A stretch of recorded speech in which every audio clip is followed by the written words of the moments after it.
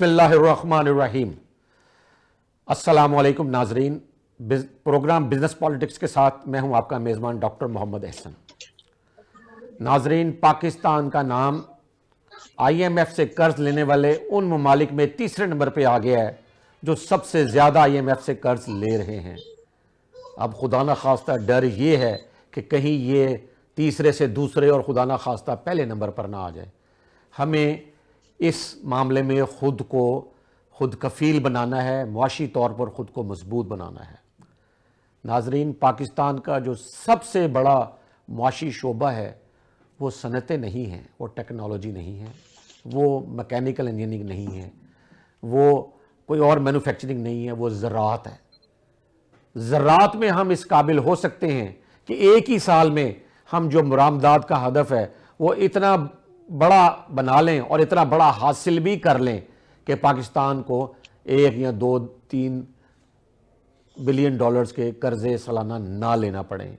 इसके लिए हमें क्या कुछ करना होगा और किस तरह से आगे बढ़ना होगा, नाजरीन, ये हमारे आज के प्रोग्राम के मौज़ूआत होंगे।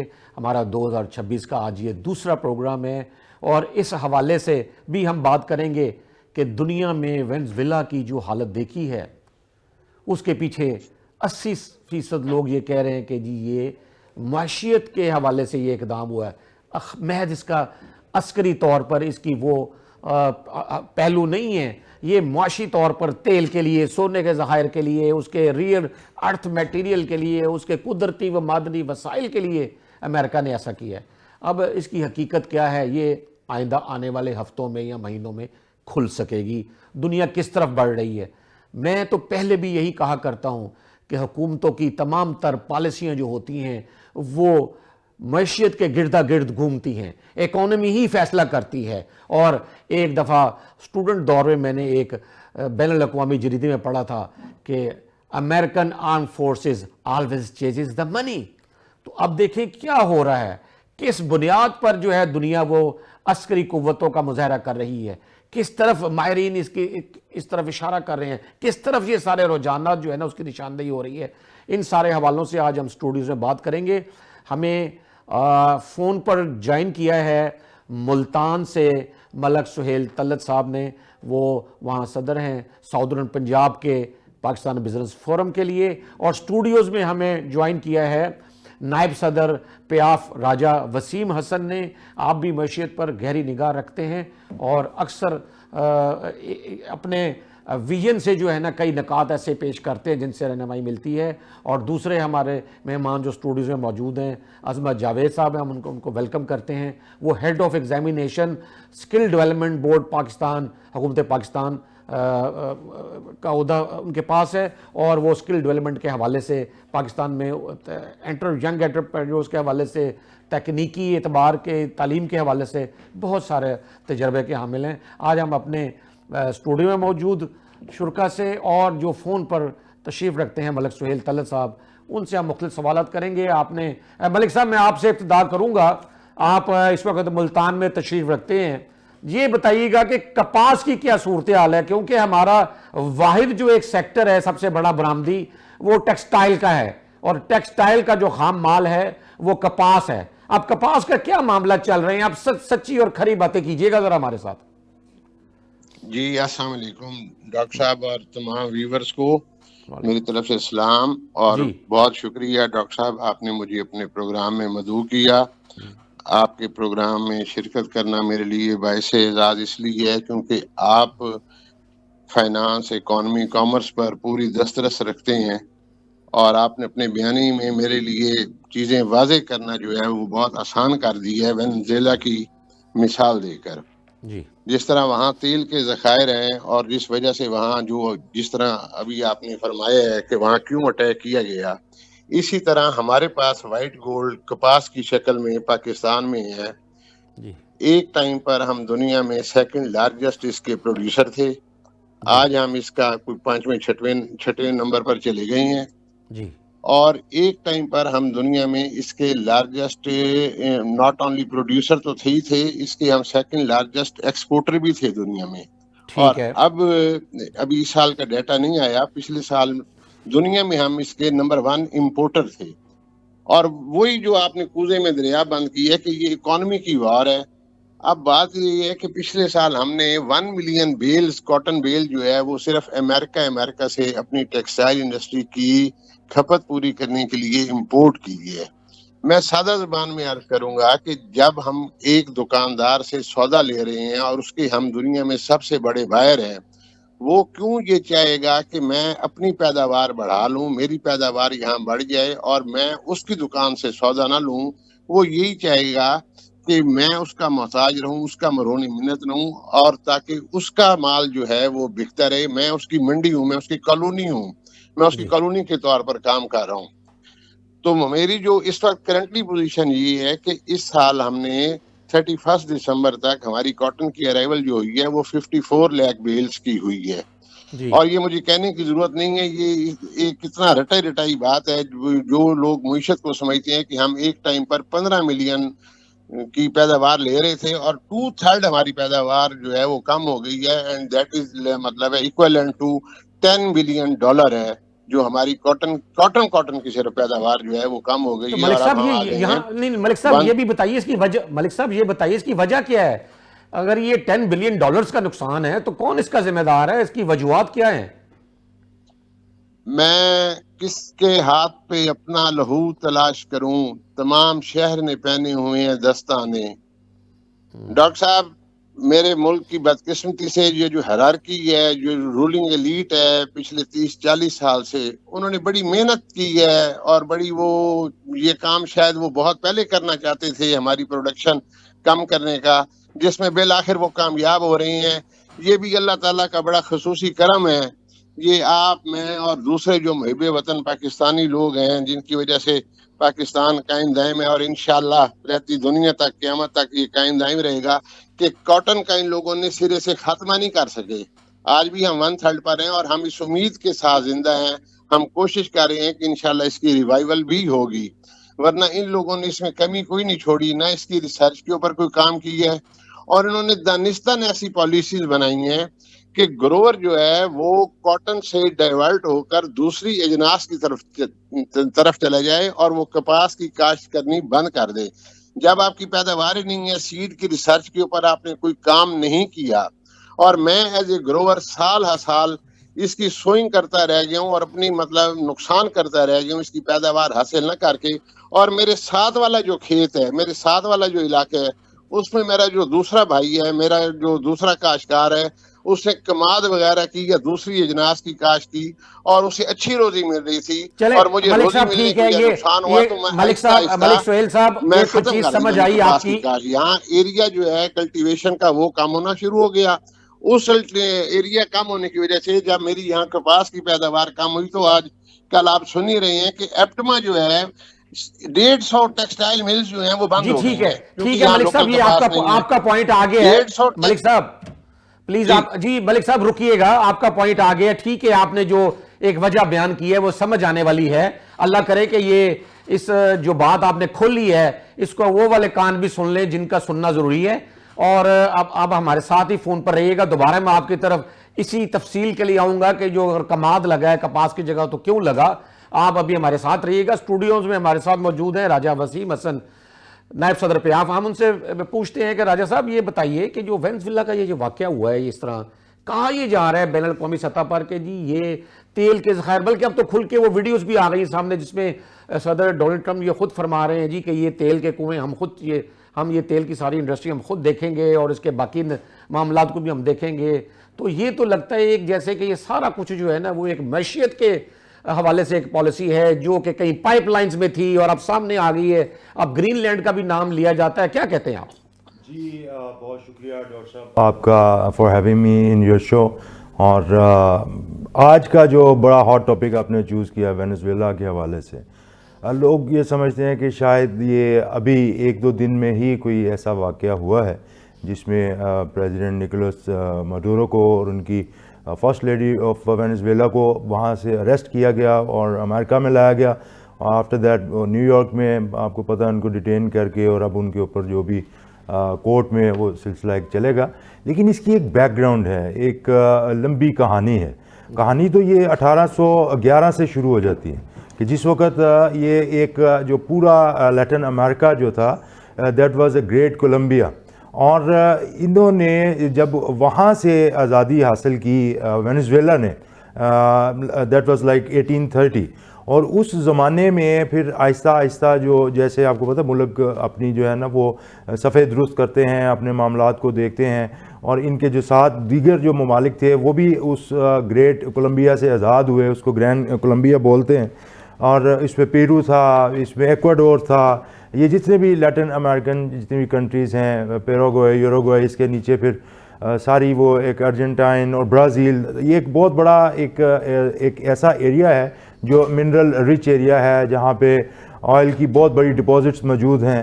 اب ہوا یہ کہ جب یہ کنٹری جب وینزویلا بنی, جب ایک علیحدہ ایک یہ ملک بنا, تو ان کے حصے میں بھی بہت بڑا جو ایک ذخیرہ اس کا آئل کا جو آیا, آئل ڈپازٹ ان کے پاس آیا.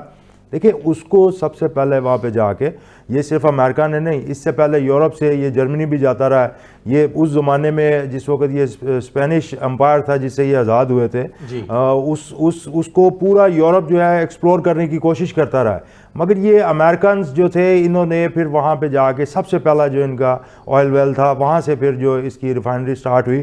آلدو کہ یہ بہت کہتے ہیں کہ گندا آئل ہوتا ہے, اتنا یہ آپ کو اچھا آئل وہاں سے نہیں ملتا, بٹ اس کی جو کوانٹٹی بہت زیادہ ہے. یہ بھی کہا جا رہا ہے کہ چین اس کا سب سے بڑا خریدار تھا ان کا. میں اسی طرف آنے لگا تھا کہ جب یہ دیکھیں امریکہ کا کیوں اس میں بہت زیادہ انٹرسٹ ہے, تو 2-3 وجوہات ہیں. وہ سب سے پہلے کہتے ہیں کہ وی آر دا پائنیئرس, یہاں پہ یہ کام شروع کرنے والے ہم لوگ ہیں, اور اس کے بعد سب سے پہلا حق بھی ہمارا بنتا ہے. اچھا یہ آپ یہ دیکھیں, اس کے ساتھ ہی میں چائنا اور رشیا کی بات کرنے سے پہلے تھوڑا سا یہ پیٹرو ڈالر کا جو ایک زمانہ تھا, آپ کو یاد ہوگا 1974 میں یہ ہنری کسنجر اور ان کے ساتھ سعودیہ کے ساتھ جو ان کا معاملہ طے پایا تھا کہ جو کچھ بھی ڈیل ہوئے گی تو وہ ڈالر کے اندر ہی اس کو آپ لے کے چلیں گے, ڈالر کو وہ اسٹرانگ کرنے کے لیے, اور پھر وہ جیسے بھی اس کو پرنٹ کرتے رہے واٹس ایور. ایک لمبی یہ بھی کہانی ہے. امریکہ نے ہمیشہ سے اپنے ڈالر کو پروٹیکٹ کرنے کے لیے وہ کسی بھی کاسٹ پہ اس کو آگے پیچھے نہیں ہونے دیتے, وہ بہت آگے تک جاتے ہیں, اگریسولی وہ دیکھتے ہیں. اس میں چاہے وہ صدام حسین آئیں, وہ آ کے اپنا کوئی نیا پروگرام لے کر آتے ہیں, اس کو وہ بالکل انہوں نے جو کیا دنیا نے دیکھا, کرنل قذافی کو دیکھا, شام کے اندر آپ نے دیکھا پروکسی وہاں پہ چلی, وہ سارا یہ دیکھیں امریکہ اس چیز کو بالکل برداشت نہیں کرتا. ابھی کرنٹ سینیریو میں یہ ان کو انتہائی قدم اٹھانا کیوں پڑا, انہوں نے ان کو پہلے وارن کیا, بڑی مرتبہ وارن کیا. یہ پچھلے 3 مہینے سے ان کی بیک ڈور ڈپلومیسی چل رہی تھی, اس میں انہوں نے ان کو یہ سمجھانے کی کوشش کی کہ دیکھیں سب سے زیادہ ہمیں جو ڈاؤٹ ہے وہ ہمارے بیک یارڈ پہ ہمیں لگتا ہے کہ چائنا آ کے بیٹھنے لگا ہے, اور اس کے ساتھ رشیا جو ہے وہ بالکل ساتھ آ کے بیٹھنے لگا ہے. وہ اپنے وہاں پہ آپ جس کو وہ کیمپس بولتے ہیں یا واٹس ایور, وہ وہاں پہ آ کے بیٹھنا چاہتے ہیں. یہ امریکہ کو سوٹ نہیں کرتا تھا. امریکہ نے پھر چلے ٹھیک, یہ پوائنٹ تو آپ کا زبردست آ گیا, ٹھیک, آپ نے بہت اچھی, میرا خیال ہے جو ناظرین دیکھ رہے ہیں ان کو یہ بات سمجھ بھی آ رہی ہوگی. لیکن یہاں یہ بتائیے گا کہ کیا امریکہ اگر یہ چین سے اس طرح خائف ہے اور روس کی اکانومی سے خائف ہے, میں ان کی عسکری طاقت کی بات نہیں کر رہا, اکانومی کی بات کر رہا ہوں, اگر وہ ان کی اکانومی سے خائف ہے تو کیا وہ آنے والے سالوں میں چین کو, روس کو روک سکے گا امریکہ؟ سر دیکھیں امریکہ کا ٹرائل نہیں ہے, now this is the trial for China. China جو ہے وہ اب بال اس کے کورٹ میں چلا گیا, اب اس کو کچھ کر کے دکھانا پڑے گا, کیونکہ چائنا کو ایک بہت بڑا کویسچن مارک ریز کر دیا امریکہ نے. امریکہ نے تو جو کرنا تھا وہ اس نے کر کے دکھا دیا, اور پھر وہ جیسے آپ یہ سمجھتے ہیں کہ ہمارے, اب یہ اس کو پتہ نہیں ہونا, لائٹر نوٹ ہی لیجئے گا, ہمارے پرائم منسٹر صاحب نے تو ان کو نوبل پرائز کے لیے بھی نومینیٹ کر دیا تھا کہ یہ ہونے چاہیے, یہ ان کو نوبل پرائز ملنا چاہیے. اور پریزیڈنٹ ٹرمپ نے جو نیو ایئر ریزولوشن تھی اس کے اندر بھی یہ بات انہوں نے کی تھی کہ ہم دنیا کو اب جنگوں سے بالکل پاک کریں گے, بٹ ویری نیکسٹ ڈے وہ اس طرف لے کے چلے گئے. اب یہ چائنا کے اوپر بہت بڑا کویسچن مارک. بالکل ٹھیک ہے, آپ نے یہ بڑا اچھا اس کی وضاحت کر دی ہے. عظمت جاوید صاحب, آپ head of examination skill development council, تو آپ یہ بتائیے کہ جو تکنیکی تعلیم ہے ہمارے ہاں جو اصل جو ہماری اس وقت جو لٹریسی ریٹ ہے وہ تو 60% سے اوپر جانے کے لیے تیار ہی نہیں ہو پا رہے ہم, تو آپ اس کو کہاں دیکھ رہے ہیں تکنیکی تعلیم کو, اور کیا رکاوٹیں ہیں, کیوں نہیں ہم اسکل ڈیولپمنٹ کے ذریعے اپنے لوگوں کو باہر جانے کے لیے تیار کرتے اور نوجوانوں کو اس طرف راستہ کیوں نہیں دکھاتے؟ کچھ اس پہ روشنی ڈالیے سر. بہت شکریہ ڈاکٹر صاحب, مجھے ممنون ہے آپ کے سیاست چینل سے. بسم اللہ الرحمن الرحیم. میں سمجھتا ہوں کہ ہمیں جو تکنیکی کام ہے اس کے سلسلے میں سمیڈا سے مشاورت کرنی چاہیے، سمیڈا کو ساتھ لینا چاہیے، اور اس مشاورت میں سمیڈا جو ہے وہ ٹریفٹا کے ساتھ مل کے ہمارے جو محض تکنیکی کام ہے اس میں جو سینٹرز بنے ہوئے ہیں ان سے ٹریننگ لے سکتے ہیں. آنے والے دور میں یہ ٹیکنیکل ووکیشن ٹریننگ سینٹر جو ہے بہت اہم کردار ادا کر سکتے ہیں اگر ہم اس کو صحیح طریقے سے انجام دیں. تو یہ ہے کہ اس میں طرح طرح کے سسٹمز آ گئے ہیں کیپیسٹی، کیونکہ ہم نے ابھی اپنے سسٹمز کو اتنا اپگریڈ نہیں کیا ہے جس کی وجہ سے ہم انٹرنیشنل ریکوائرمنٹ میں پیچھے ہیں. لیکن وہ دن بھی دور نہیں کہ ہم انشاءاللہ بہت جلد ان چیزوں میں بھی آگے ہوں گے، کیونکہ ہماری نوجوان فوج جو ہے بہت اچھا ویژن رکھتی ہے اور بہت اچھی سوچ رکھتی ہے.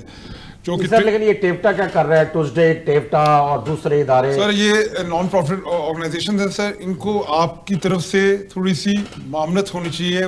معاملت سے مراد یہ ہے سر کہ آپ ان کو کاروبار دیں، کیونکہ ان کے پاس کاروبار کوئی نہیں ہے.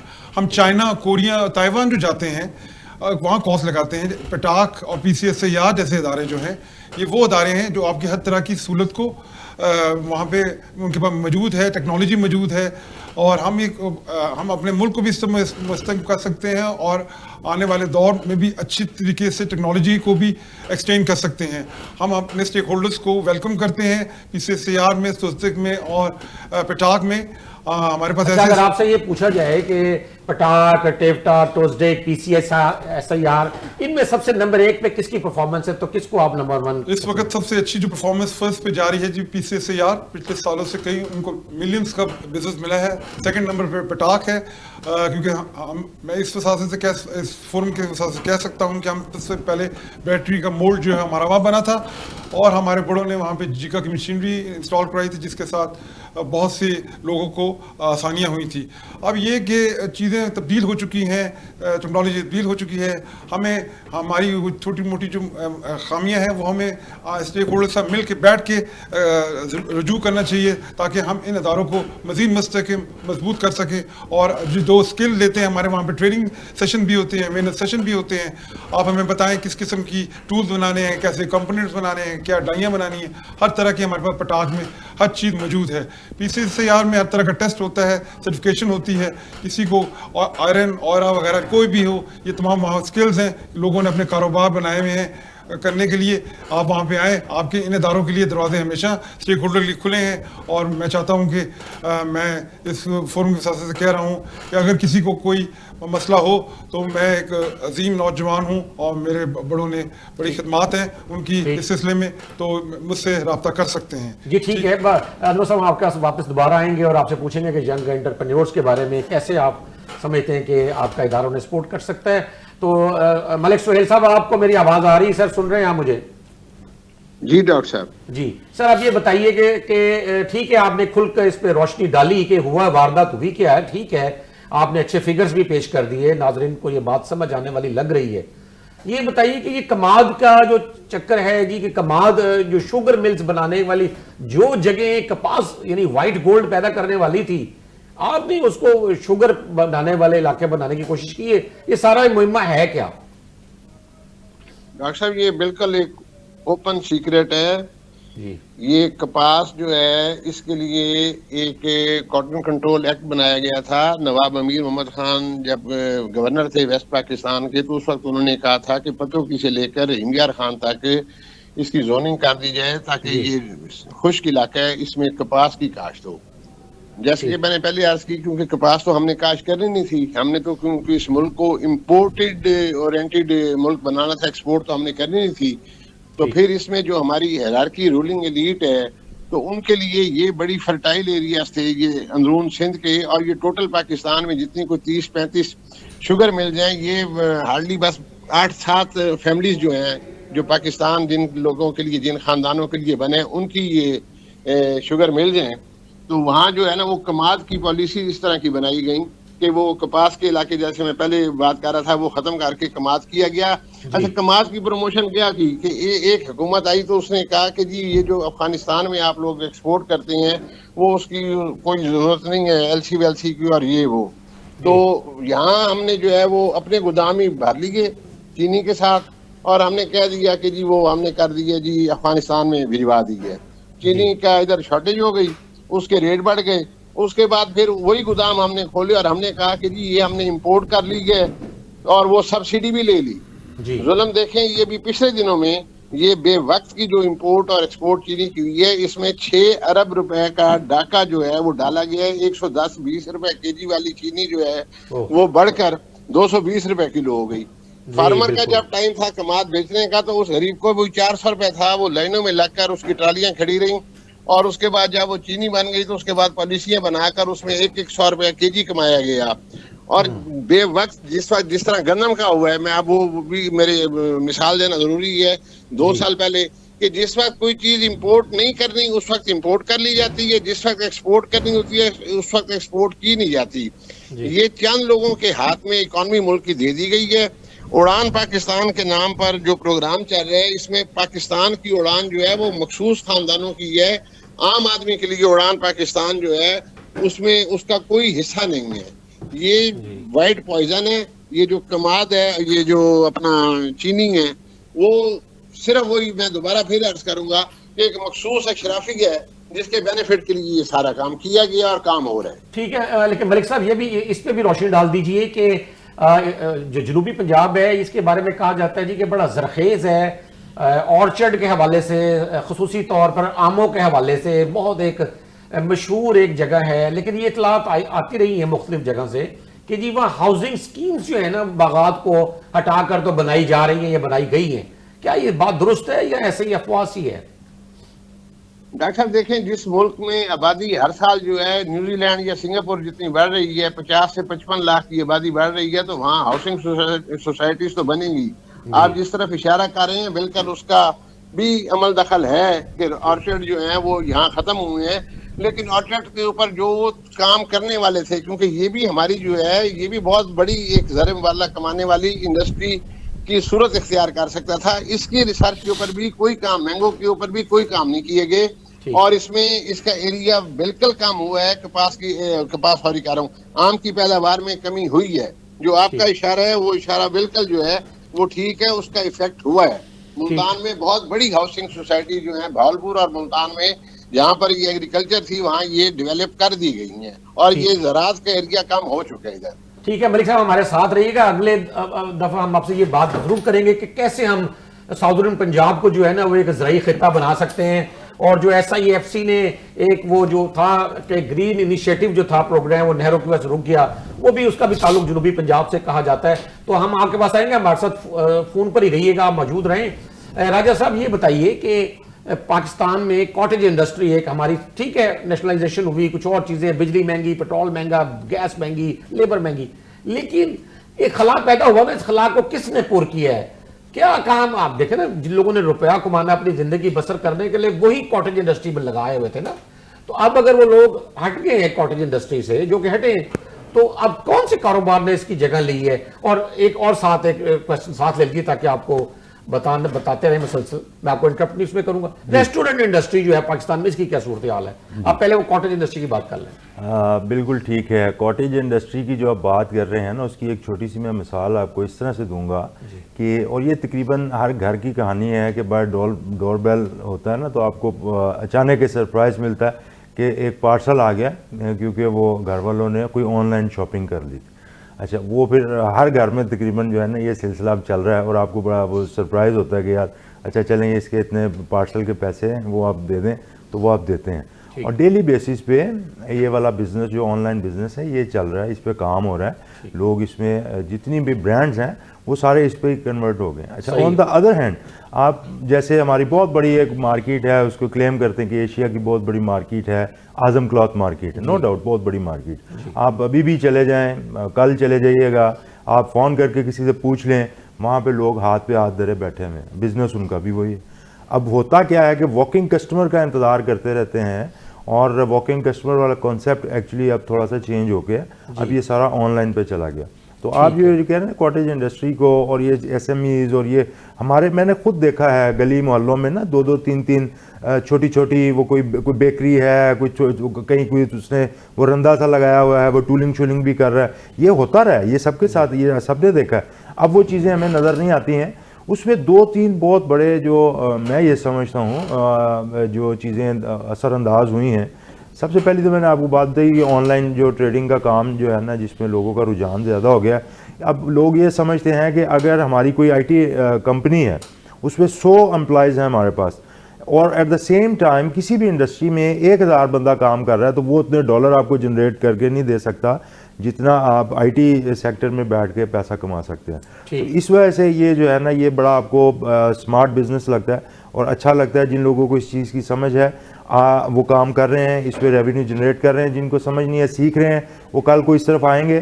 ابھی اسکولوں میں بھی, کالجز میں, یونیورسٹیز میں بچوں کو اس طرف لایا جا رہا ہے اور ڈفرینٹ جو کورسز ہیں اے آئی کے حوالے سے, سائبر سیکورٹی کے حوالے سے, آئی ٹی کے حوالے سے, تو بہت زیادہ اس پہ جو ہے اب لوگ آنا شروع ہو گئے ہیں. اب مجھے یہ لگتا ہے کہ ہمارا پاکستان کا جو بیسیکلی بینکنگ سسٹم ہے اس کو بھی تھوڑا سا اور زیادہ اپ گریڈ کرنے کی ضرورت ہے, کیونکہ ہماری جو لوکل ٹرانزیکشنز ہوتی ہیں نا, جو چھوٹی موٹی آن لائنز بھی ہوتی ہے, بعض اوقات پتہ چلتا ہے میری برانچ کا سسٹم جو ہے نا وہ اس وقت بیٹھا ہوا ہے, ہمیں وہ تھوڑا سا اپ گریڈ کرنے کی ضرورت ہے تاکہ ہم انٹرنیشنل مارکیٹ کے ساتھ بھی جو ہے نا وہ لے کے چل سکیں. پیمنٹ سیم ٹائم جو ہے نا وہ آپ کے اکاؤنٹ میں ٹرانسفر ہونی چاہیے, نہ کہ 3-4 دن کا جو پروسیجر ہے وہ ہو, پھر یا آپ ویسٹرن یونین یا کسی اور جگہ پہ جا کے تو پیسے اپنے کیش کروا رہے ہیں. اس وجہ سے ہمیں تھوڑا سا اب کریڈیبلٹی بحال کرنی پڑے گی نا باہر. تو وہ یہ تو کام دیکھے گورنمنٹ کا ہے کہ وہ کس طریقے سے بیٹھ کے بیک ڈور پہ اور چیزوں کو وہ لے کے چلتی ہے. اچھا, ساتھ ہی ساتھ جو آپ کا کارپوریٹ سیکٹر ہے, جو بڑے پلیئرز ہیں اس میں, سیمنٹ والے ہو گئے, شوگر والے ہو گئے, اور جتنی بھی دیگر آپ بڑی بڑی انڈسٹریز دیکھتے ہیں جو بیسیکلی ڈیسیژن میکرز بھی ہیں, میں سمجھتا ہوں بڑی جو پالیسیز آتی ہیں اس پہ جو ڈیسیژنز ہوتے ہیں ان کا بہت بڑا ہاتھ ہوتا ہے, یہ کارٹلز بنے ہوتے ہیں. یہ لوگ بہت بڑا چنک جو ہے اکانومی میں ان کا ٹیکسٹائل سیکٹر ہے, یہ بہت بڑا چنک جو ہے نا یہ لے کے جاتے ہیں. میں بالکل اس طرف آ رہا ہوں, ریسٹورنٹ انڈسٹری کی طرف بھی آ رہا ہوں. تو یہ بیسیکلی 3-4 ایسے سیگمنٹس ہیں جن کی وجہ سے ہمیں یہ لگتا ہے کہ کاٹیج انڈسٹری ہماری جو ہے نا وہ نظر نہیں آ رہی ہے. ہوتا یہ ہے کہ ہر انڈسٹری, ہر سیگمنٹ اپنا کام کرتا رہتا ہے, کبھی کہیں کام تھوڑا زیادہ ہو جاتا ہے, کبھی کہیں کام تھوڑا کم ہو جاتا ہے. یہ ویری کرتا ہے سیزن ٹو سیزن اور پالیسیز اور وہ جو بھی معاملات چل رہے ہوتے ہیں. تو ایک لمبی ایک وہ ڈیبیٹ ہے. اب آ جائیں آپ ریسٹورنٹ انڈسٹری کی طرف. ریسٹورنٹ اس وقت جو ہے نا یہ 2 طرح کے ریسٹورنٹس ہیں ڈاکٹر صاحب. ایک تو آپ کی جو برانڈیڈ جس کو آپ کہتے ہیں سگنیچر ریسٹورنٹس, جن کو کبھی پرابلم آئی نہیں, ان کا پرائسز بھی بہت ہائی ہوتی ہیں اور ان کا مینیو بھی بڑا اچھا ہوتا ہے, لوگ اس کو لائک کرتے ہیں, ونس ان اے منتھ بھی جاتے ہیں, ونس ان اے ویک بھی جاتے ہیں جا کے وہ لیکن وہ سارے سگنیچر ریسٹورنٹس نہیں ہیں. آپ 8 یا 10 ہوں گے. اس کے بعد پھر جو لوگ ریسٹورنٹ جس کو آپ بولتے ہیں, جہاں پہ آپ جا کے کھانا فیملی کے ساتھ کھانا چاہتے ہیں, مناسب پیسوں میں کھانا کھانا چاہتے ہیں, آج کل وہاں پہ حالات اس طرح کے ہیں کہ لوگ اپنا کرایہ تک نکالنے سے جو ہے نا وہ بڑے مجبور ہیں. اچھا چلیں ٹھیک ہے ناظرین, یہاں ہم ایک بریک لیں گے, لیکن ہم ان سے پوچھیں گے آ کے کہ ہمارے جو ریسٹورنٹس ہیں مقامی یہ کیوں نہیں مقابلہ کر پا رہے بین الاقوامی ریسٹورنٹس کے. ناظرین یہاں لیتے ہیں چھوٹا سا وقفہ, ہمارے ساتھ رہیے گا.